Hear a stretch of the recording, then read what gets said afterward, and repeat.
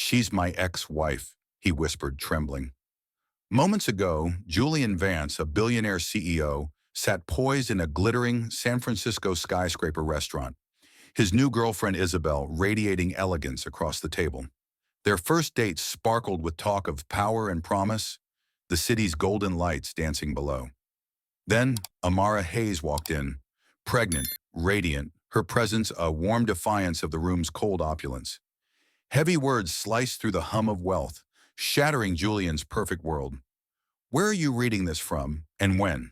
Share below, and hit that subscribe button to join this journey. Will Julian's past unravel his future? Can broken bonds mend in the shadow of glass towers? Stick with us to uncover the truth in this tale of redemption and family. What's your guess? Where will this story lead? The wine glass trembled in Julian Vance's hand, its crimson contents catching the chandelier's glint like blood under starlight. He barely heard Isabel's voice, sharp and honeyed, as she leaned across the table, her emerald eyes dissecting a potential deal. The restaurant, perched atop a San Francisco skyscraper, pulsed with the elite's low hum, tech moguls, venture capitalists, the untouchable. Floor-to-ceiling glass walls framed the Golden Gate Bridge, its amber lights winking against the night. Julian's AR glasses, sleek and unobtrusive, pinged softly with market updates, tethering him to the empire he'd built from nothing. This was his world, polished to perfection, until she walked in. Amara Hayes moved like a melody, her laughter soft but resonant, trailing behind her like the faint strains of Nina Simone's Feeling Good that drifted from the restaurant's speakers. Her maxi dress, a cascade of deep blue, hugged the curve of her pregnant belly, glowing with a warmth that made the room's sterile elegance feel hollow. She was with friends, their voices vibrant, their presence a stark contrast to the calculated whispers around them. Julian's breath caught, his heart a fist against his ribs. The AR glasses dimmed, irrelevant now. He hadn't seen her in 5 years, not since he'd walked away. But her face, those high cheekbones, that unyielding grace, cut through him like glass. "Julian?" Isabel's voice sliced through his haze, her manicured nails tapping the table. "You're staring." Her gaze followed his, landing on Amara. Isabel's lips tightened, her investor's instinct reading the room faster than any algorithm. "Who is she?" He swallowed, the words heavy as stone. "My ex-wife."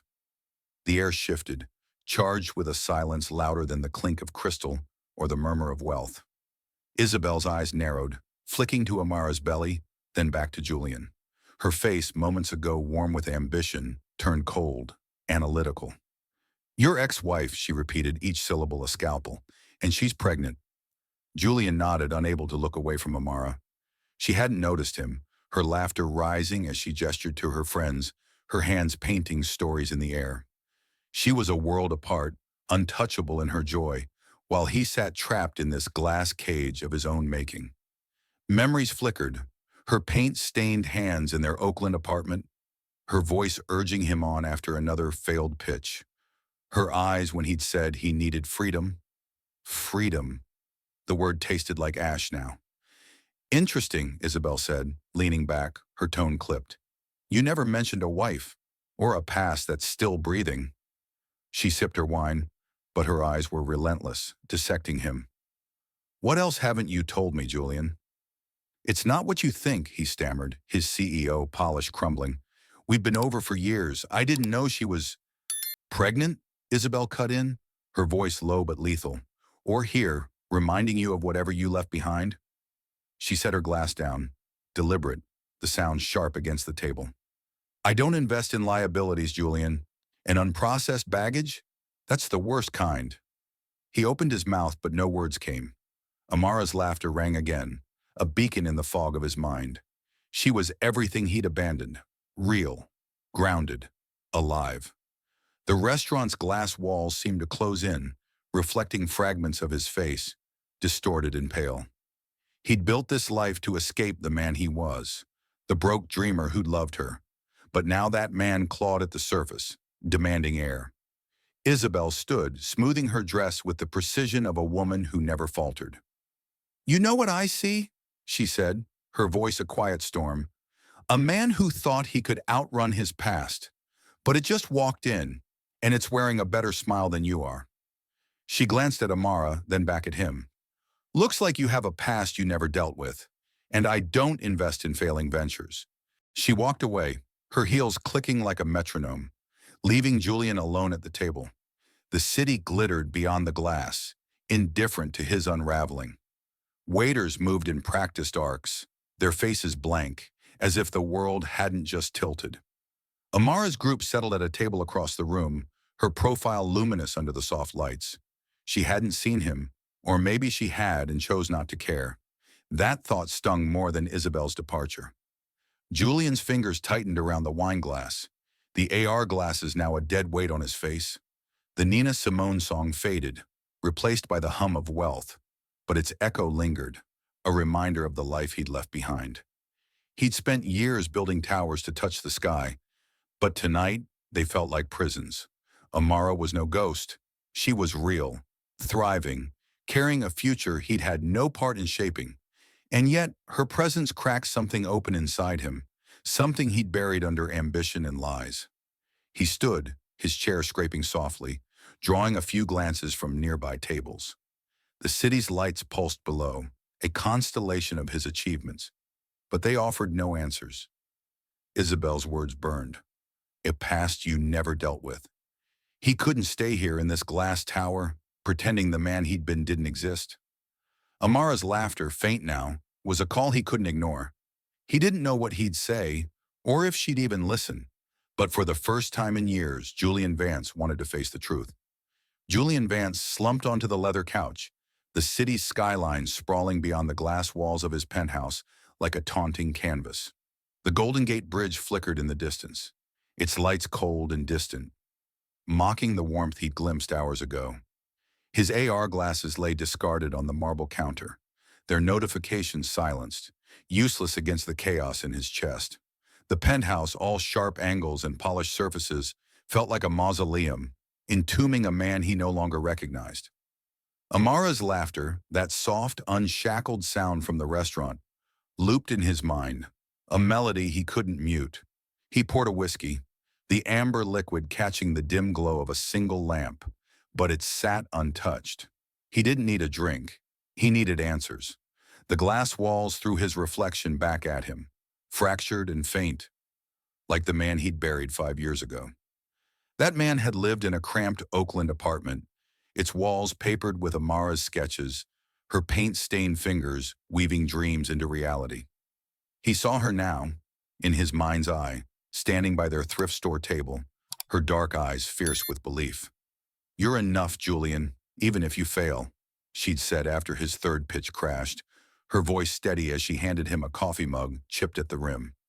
He'd clung to her faith then, a lifeline in the storm of his ambition. But ambition had claws, and it tore them apart. He paced, the hardwood floor cold beneath his bare feet. Another memory surged, Amara's hands smudged with ochre, painting late into the night, her laughter filling the gaps in his silence. They'd been broke, scraping by on her barista tips and his freelance gigs, but they'd been whole. He saw their last fight, her face tight with hurt as he spat. "I need freedom, Amara. I can't carry us both." Freedom. He'd meant escape, from the fear of failing her, of dragging her down with him. He'd walked out, leaving her in that apartment, her paintings watching him go. The memory burned, sharp as the whiskey's scent. Julian stopped at the window, pressing his palm against the cool glass. San Francisco glittered below, a city he'd conquered, its towers a testament to his climb from nothing. But tonight, they were just mirrors reflecting a lie. He'd told himself he'd left for her sake, to spare her his chaos. But the truth was uglier. He'd run from his weakness, from the boy who'd grown up with empty pockets and emptier promises. Amara had been his anchor, and he'd cut the rope, trading her for this sterile empire. Isabel's words echoed, a past you never dealt with. She was right. He'd built walls of glass, transparent but unyielding, to keep that past at bay. Another flash, Amara's voice, soft but firm, reading poetry to him on their sagging couch, her words weaving hope into their threadbare life. He'd loved her then, fiercely, but love hadn't been enough against the terror of failure. He saw her packing her brushes after he left, her shoulders squared, her eyes wet but resolute. She'd survived, more than survived. She'd thrived, carrying a child, a future, while he sat here, king of a hollow throne. The whiskey glass shook in his hand, and he set it down, afraid it would shatter. He crossed to the counter, his fingers brushing a photo frame he rarely touched. It was old, cheap from their Oakland days, a snapshot of them at a street fair, her smile wide, his arm around her. The glass frame caught the city's lights, distorting their faces. He'd kept it, a relic he couldn't explain, a crack in his perfect facade. Amara's pregnant silhouette flashed in his mind, radiant, untouchable. She wasn't the broken thing he'd feared she'd become. She was a world he'd lost, one he didn't deserve to reclaim. Enough. Julian straightened, his jaw tight. He couldn't stay here, drowning in echoes. Isabel had seen it. Amara embodied it. His past wasn't gone. It was alive, demanding reckoning. He didn't know what he'd say, or if she'd even hear him, but he couldn't keep running. The city's lights pulsed beyond the glass, indifferent, but they no longer defined him. He grabbed his coat, the photo frame still warm in his hand. Amara was out there, in a world he'd abandoned, and he needed to face her, not to beg for forgiveness, but to own the truth he'd buried. The elevator hummed as it descended, carrying him from his glass tower into the night, toward a past he could no longer ignore. Julian stepped out of the Uber, the Mission District's pulse hitting him like a wave. Murals blazed across brick walls, vibrant faces, clenched fists, stories of struggle and triumph painted in colors that refused to fade. The air carried the scent of tamales and the faint strum of a street guitarist, a world alive in ways his glass tower never could be. Amara's gallery stood at the corner, its windows glowing warm, the sign Hayes Art Haven etched in bold script. Inside, voices mingled, laughter rising over the soft jazz spilling onto the street. Julian's heart thudded, the photo frame from his penthouse a heavy weight in his coat pocket. He'd come to face her, but now standing here, he felt like an intruder in a kingdom he'd forsaken. The gallery buzzed with life, artists, locals, and students weaving through displays of bold canvases. A painting caught his eye. Rebirth, a swirl of crimson and gold, a woman rising from shadow, her silhouette fierce yet tender. Amara's work, unmistakably. He froze, the image echoing her strength, her survival. Before he could move, a voice cut through the hum. "Well, damn, look who's back from the dead." Marcus, lean and sharp-eyed, stood with a paintbrush tucked behind his ear, his gaze hard. The painter from their Oakland days hadn't softened with time. "She built all this without you, man. You sure you're here for the right reasons?" Julian's throat tightened. "I'm not here to hurt her, Marcus. I need to see her." Marcus snorted, crossing his arms. "See her? Or ease your guilt?" His words landed like a jab, but Julian didn't flinch. He deserved it. Marcus jerked his head toward the back. "She's over there. Don't mess this up for her." Amara stood near Rebirth, her voice steady as she explained its lines to a small crowd. Her hair was pulled back, her dress simple but elegant, accentuating the gentle curve of her pregnancy. She radiated a quiet power, untarnished by the years or his betrayal. Julian approached, each step heavier than the last. The crowd parted and her eyes met his. Dark, unflinching, but not surprised. The room seemed to hush, or maybe it was just his pulse drowning out the noise. "Julian," she said, her tone calm, professional, as if he were a stranger. "What brings you here?" He swallowed, his rehearsed words crumbling. "I saw you last night. I didn't expect—" He gestured vaguely, his hands betraying his nerves. "You're doing well." Her lips curved, not quite a smile. "I am."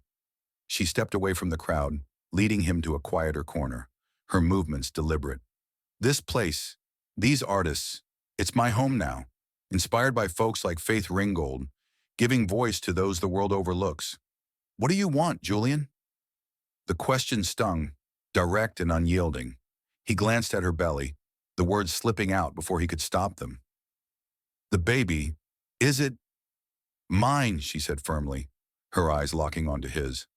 "I chose this, Julian. A sperm donor. My terms. My family." Her voice held no anger, only certainty, and it cut deeper than any accusation. She'd built a life without him, not out of spite, but because she'd had to. "I'm sorry," he said, the words raw, inadequate. "For leaving. For everything. I thought I was saving you, but I was running from myself." Amara studied him, her gaze piercing but not cruel. "Your apology is for you, Julian. I made my peace long ago." She paused, her hand resting lightly on her belly. "I had to. For me, for this child, this gallery, this community. It's what I chose when you chose to leave." Her words were a mirror, reflecting the man he'd been. A coward cloaked in ambition. He saw their Oakland apartment in his mind, her paintings stacked against the walls, her belief in him unwavering until he broke it. Marcus watched from across the room, his expression unreadable but heavy. The gallery's warmth pressed against Julian, a stark contrast to the cold glass of his world. Amara wasn't broken. She was whole, a creator of beauty and purpose, while he stood here, a ghost in her vibrant reality. "I don't expect forgiveness," he said finally, his voice low. I needed to see you, to know you're okay." "I'm more than okay," she replied, her voice soft but steel-edged. "I'm free." She turned back to her guests, her presence commanding, leaving him in the shadow of her strength. The jazz swelled, a saxophone weaving through the air, and rebirth glowed behind her, a testament to her resilience. Julian stepped back, the photo frame in his pocket a silent weight. Marcus's eyes followed him, a warning and a challenge. The Mission District's pulse throbbed outside, alive and unapologetic. Amara's world was a universe he'd lost, one he had no right to reclaim. But her words, her strength, ignited something in him. Not hope, not yet, but a need to face the man he'd buried. He walked out into the night, the city's towers looming in the distance, their glass no longer a shield but a reminder of what he'd left behind. Julian sat in the boardroom, the city's skyline a cold expanse through the glass walls of his company's headquarters. The table gleamed, a slab of obsidian reflecting the faces of his board. Hungry, polished, their eyes fixed on him like hawks. His AR glasses, now a relic of a life he questioned, lay dormant in his pocket, next to the old photo frame from Oakland. Amara's words echoed in his mind. "I'm free."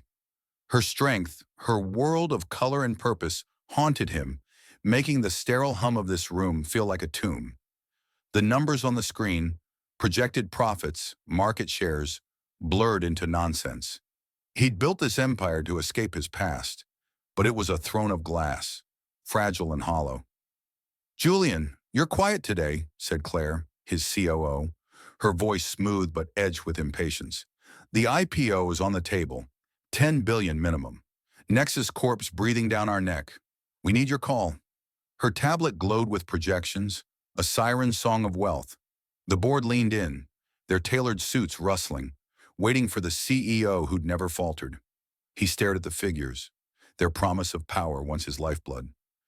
But now he saw Amara's gallery, its walls alive with stories, and Marcus's piercing gaze. "You sure you're here for the right reasons?" He saw himself, younger, desperate, scribbling code in their cramped apartment while Amara painted nearby, her belief in him a quiet fire. This boardroom, this deal, it was everything he'd chased, but it felt like ash. The city's towers loomed outside, their glass facades reflecting a man he no longer wanted to be. "Julian," Claire pressed, her brow furrowing, "Nexus is offering a merger if we don't go public. They're circling. We can't wait." He stood, pacing to the window. The skyline glittered, a constellation of his victories. But it couldn't drown out the memory of Amara's voice, her hand on her belly, claiming her future. He'd run from her, from failure, building this empire to prove he was enough. But enough for what? A viral X post had surfaced that morning, its words searing. "Vance's empire crumbles. CEO steps back amid mystery." The internet buzzed with speculation, but they didn't know the half of it. He wasn't crumbling, he was waking up. "I'm not signing off," he said, his voice low but firm. The room stilled, faces frozen in shock. Claire's tablet dimmed, her eyes narrowing. "Excuse me?" she said, her tone sharp as glass. "This is the biggest move we've ever made. You can't just—" "I can," he cut in, turning to face them. "And I am." His gaze swept the board, their confusion palpable. "I'm taking a leave. Indefinite. Effective immediately." A murmur erupted, voices overlapping in disbelief. "You're walking away?" said Tom, a board member, with a shark smile. "Nexus will eat us alive. You built this, Julian. You can't just abandon it." "I'm not abandoning it," he said, though the words felt heavy. "I'm choosing something else." He saw their faces, Tom's greed, Claire's ambition, and saw himself, years ago, willing to sacrifice everything for this. He thought of Amara's gallery, its warmth, the way it held space for stories, not just profits. He'd sacrificed her for this table, this view, and it wasn't worth it. Claire stood, her voice icy. "You're throwing away everything we've worked for. For what? A midlife crisis?" Her words stung, but they couldn't touch the truth he'd seen in Amara's eyes. "For something real," he said, barely above a whisper. He turned back to the window, the city's glass towers reflecting fragments of his face. He didn't owe them explanations. He owed himself honesty. The meeting dissolved into chaos, but Julian was already elsewhere. He left the boardroom, the weight of their stares falling away. By dusk, he'd listed his penthouse for sale, its glass walls no longer his refuge. He moved into a modest apartment in the Tenderloin, its creaking floors and peeling paint a faint echo of Oakland. The photo frame sat on a chipped table, Amara's smile a quiet accusation. He scrolled through X, the headlines screaming, "Tech Titan's shocking exit." But the noise didn't matter. Amara's world, her strength, her purpose, had cracked his own wide open. He didn't know what came next, only that he couldn't keep running. The city's pulse thrummed outside, its towers gleaming, but they no longer defined him. He'd spent years chasing a throne, only to find it empty. Amara had built something real, something lasting, while he'd built a cage. The photo frame caught the light, her face a beacon in the dim room. He needed to find a purpose, not to win her back, but to become a man who could stand in her world without breaking it again. The night stretched before him, vast and uncertain, but for the first time, Julian felt the stirrings of something he hadn't known in years. Possibility. Julian's new apartment smelled of old wood and faint mildew, a far cry from the sterile polish of his penthouse. The Tenderloin's hum, car horns, distant shouts, filtered through the thin walls, grounding him in a reality he'd long avoided. The photo frame sat on a wobbly table, Amara's smile a quiet sentinel in the dim light. He'd left the boardroom behind, its glass walls and empty promises fading like a dream, but Amara's strength lingered, a challenge he couldn't ignore. Her gallery, her world, had shown him what he'd lost. Not just her, but himself. Now he stood at the edge of her orbit, seeking a way to make amends, not with words but with action. He found it in the youth center linked to her gallery, a squat building in the Mission District where kids spilled out like sparks, their laughter raw and unfiltered. The walls were scuffed, the computers outdated, but the place thrummed with life. Julian slipped in as Jules, no CEO title, no tailored suits, just a man in jeans and a faded hoodie, carrying a toolbox and a laptop. He fixed flickering monitors, patched peeling paint, and taught basic coding, his hands relearning the grit of honest work.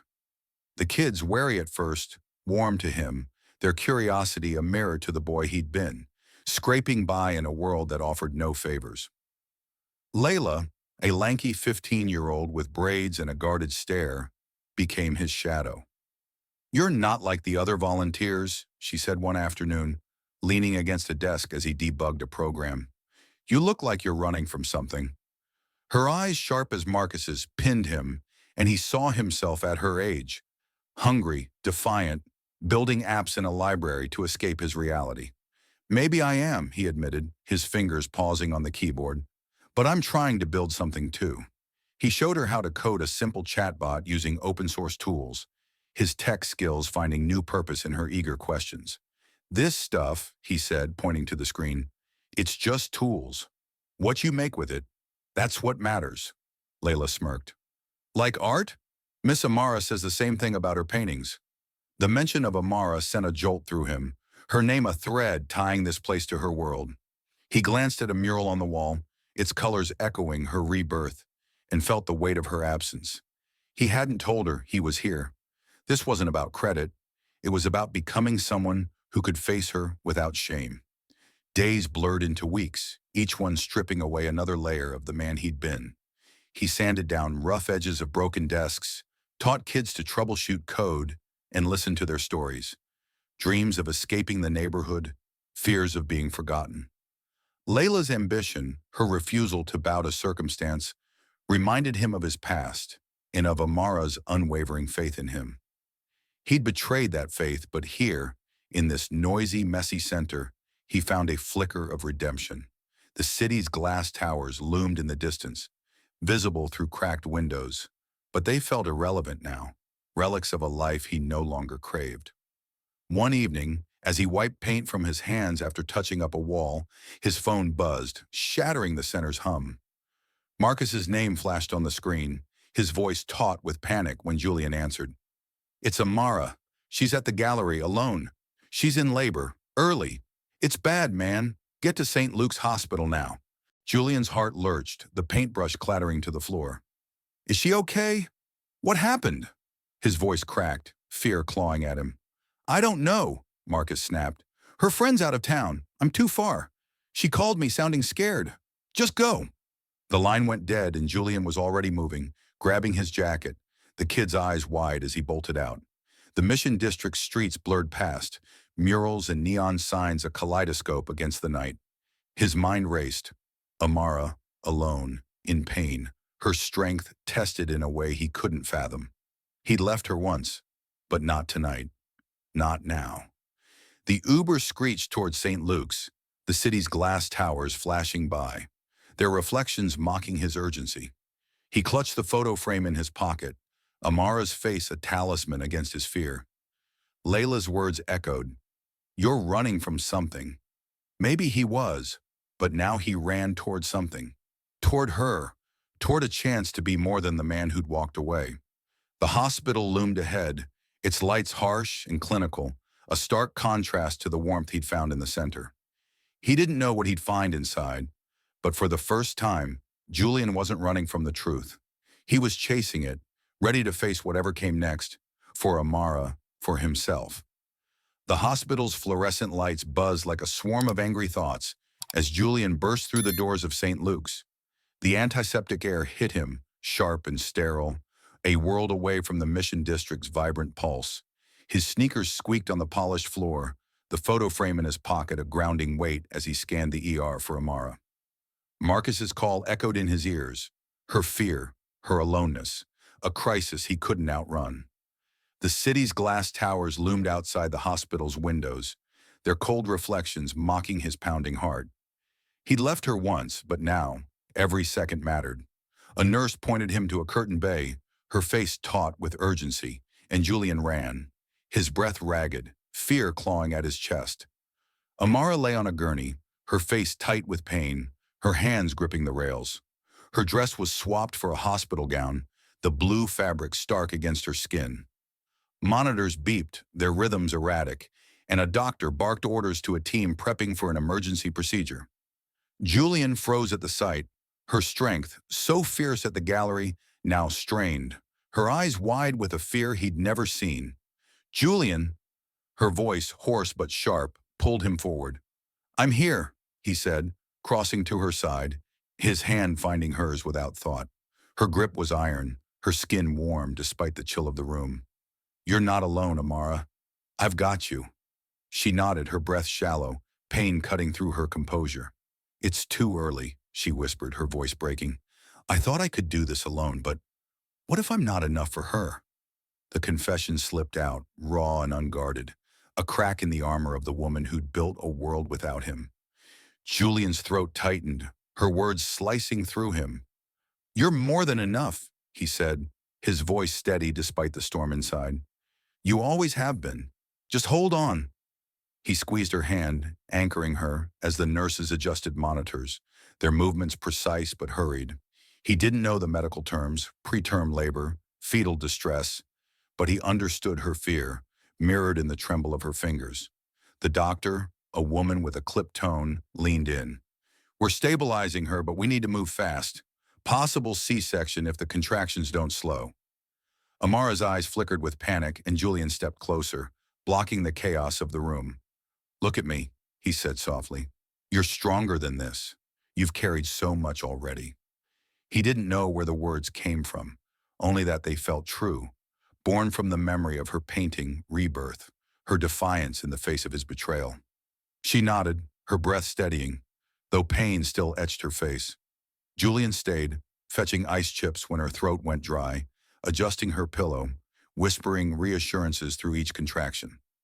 The hospital's glass windows reflected their silhouettes, a fragile tableau against the city's indifferent glow. Hours dragged, each beep of the monitor a heartbeat in the silence between them. He didn't speak of the past, didn't beg forgiveness. He just stayed, his presence a quiet vow. The crisis eased as dawn crept in, the monitors slowing to a steady rhythm. The doctor returned, her face softer now. She's stable. Baby's holding strong. We'll keep her for observation, but you got her through the worst. Amara exhaled, her grip on Julian's hand loosening, though she didn't let go. The room felt smaller, the air less heavy, as if the world had exhaled with her.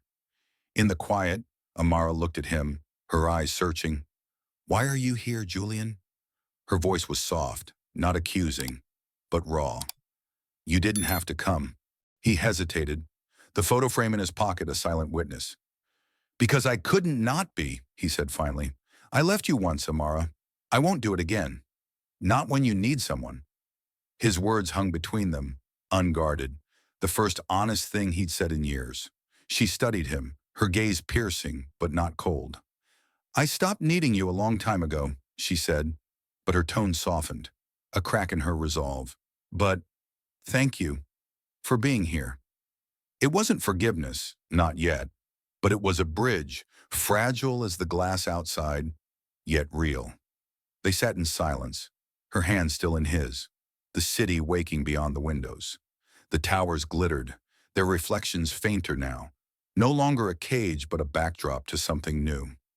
Julian saw her then, not the woman he'd left, but the one who'd survived him, who'd built a life he could only hope to understand.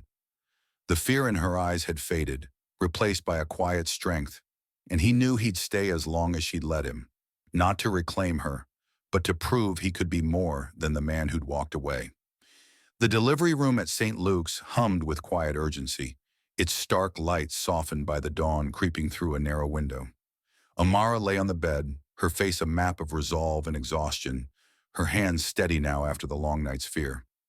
Julian stood beside her, his presence a silent anchor, the photo frame in his pocket a talisman he hadn't dared to leave behind. The monitors beeped a steady rhythm, a fragile promise that the worst was over. Amara's eyes met his, a flicker of trust passing between them, and then she spoke, her voice low but clear. Stay with me, Julian, for this. The invitation, unexpected and heavy, rooted him to the spot. He nodded, his throat tight, as the nurses prepped the room, their movements a practiced dance around the miracle about to unfold. Amara's labor intensified, her breath sharp, her grip on his hand fierce. Julian stayed close, wiping sweat from her brow, whispering words he barely registered, encouragements drawn from a place he'd forgotten he had. He saw her strength, raw and unyielding, the same fire that had painted Rebirth, the canvas that hung in her gallery like a testament to her survival. In his mind, Nina Simone's Feeling Good played, its melody a thread from that night in the restaurant, tying this moment to the first crack in his world. Amara was no longer the woman he'd left. She was a force, creating life where he'd once sown absence. The doctor's voice cut through, calm but commanding. We're almost there, Amara. Push when I say. Julian held her gaze, her eyes locking onto his, a lifeline in the storm of pain. He didn't look away, didn't falter, though his heart raced with a fear he couldn't name. Not for himself, but for her, for the child she carried. "You're doing this," he murmured. "You're incredible." Her lips twitched, a ghost of a smile, and then she pushed, her body a vessel of raw power. The room held its breath, and then a cry, small, fierce, alive, shattered the silence. Julian's chest tightened, his eyes burning as the nurse lifted a tiny writhing bundle, swaddled in soft cloth. "It's a girl," the doctor said, her voice warm. Amara exhaled, a sob and a laugh tangled together, her face radiant despite the exhaustion. Julian stared at the baby, her tiny fists flailing, her cry a defiant hymn to life. He'd built empires, but this was creation, vast and humbling. Amara reached for her daughter, and the nurse placed the baby in her arms. Julian watched, frozen, as Amara's face softened, her fingers tracing the child's cheek. "Hope," she whispered, the name a vow. "Her name is Hope." The word echoed the painting in her gallery. Rebirth, a circle completed. Julian's breath caught, the weight of it sinking in. Hope, a future Amara had chosen, a life she'd forged alone. The nurse handed Julian a clipboard, the paperwork clinical but monumental. "For the birth certificate," she said, her tone matter-of-fact. Amara looked at him, her eyes steady but searching, and the room seemed to shrink to just the three of them. "Julian," she said, her voice soft but deliberate, "I want her to have a father figure who chooses to be there. Not out of duty, not because of the past, because he wants to." She paused, her gaze unwavering. "Would you want to be that person?" The question struck like lightning, searing through the fog of his guilt. He looked at Hope, her tiny face scrunched in sleep, and saw not just Amara's strength, but a chance to be more than the man who'd walked away. His hand trembled as he took the pen, his voice barely a whisper. "Yes, I want that." He signed his name, not as her biological father, but as a man choosing to stay, to build, to love. The weight of it was terrifying, exhilarating, real. Amara nodded, a quiet acceptance in her eyes, not forgiveness, but something closer, a bridge, fragile but growing. The nurse took the clipboard, and Julian sat beside Amara, his gaze fixed on Hope.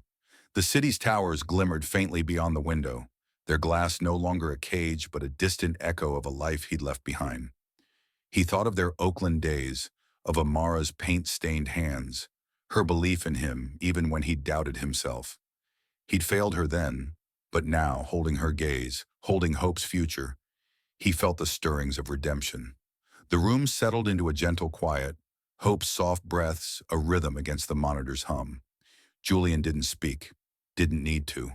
Amara's hand rested near his, not touching but close, a space filled with possibility.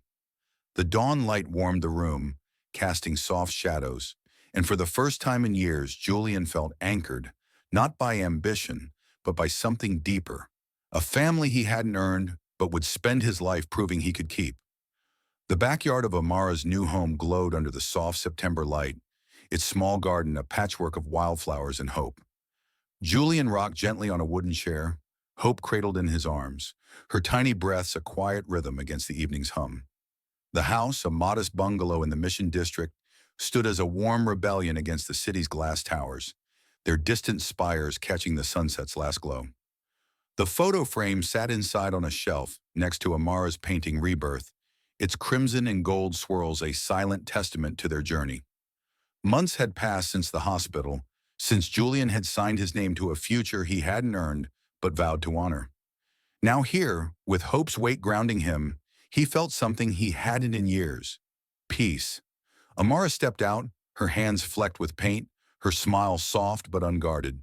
She wore a loose sweater, her hair loose, framing her face like a halo. "She's asleep?" she asked, settling beside him, her voice a gentle melody that echoed Nina Simone's Feeling Good, a song that seemed to linger in their shared silences. "Yeah," Julian murmured, his eyes on Hope's tiny face. "She's a dreamer, like her mom." Amara's laugh was quiet, a sound that warmed the cooling air. They didn't need to name what they were, not lovers, not strangers, but something deeper, forged in the crucible of that long hospital night. Their days had found a rhythm. Julian spent mornings at the youth center, teaching Layla and the others to code chatbots, their laughter filling the gaps his old life had left empty. Afternoons, he drove Amara to checkups or hauled groceries, assembling cribs and bookshelves with a clumsiness that made her tease him. She painted, her gallery thriving, its walls a canvas for stories of resilience. They didn't speak of the past pain, only of hope's future. Her first smile, her curious eyes, the way she gripped their fingers like she knew them. Today, the community had gathered to welcome hope, their voices spilling from the house into the garden. Marcus, his skepticism softened, had raised a glass, his grin wry but warm. "Didn't think you had it in you, man," he'd said, clapping Julian's shoulder as Layla and the kids cheered, their joy a chorus of belonging. Layla, now a regular at the center, had gifted Hope a tiny beaded bracelet, her shy pride mirroring Julian's tentative steps into this world. The gathering wasn't just for Hope, it was for them all, a family not of blood, but of choice, woven together by Amara's vision. Julian shifted Hope, his gaze meeting Amara's. "I got something for the garden," he said, nodding toward a small sapling leaning against the fence, its roots wrapped in burlap. "Thought we could plant it. For her." His voice was steady, but his eyes betrayed a quiet plea, a hope that this act might root him here, in this life. Amara's smile deepened, her fingers brushing the paint on her sleeve. "A tree for Hope," she said, standing. "Let's do it." They moved together, Julian cradling Hope as Amara dug into the soft earth, her hands sure and practiced. The community lingered inside, their laughter a backdrop as Julian knelt beside her, passing the sapling.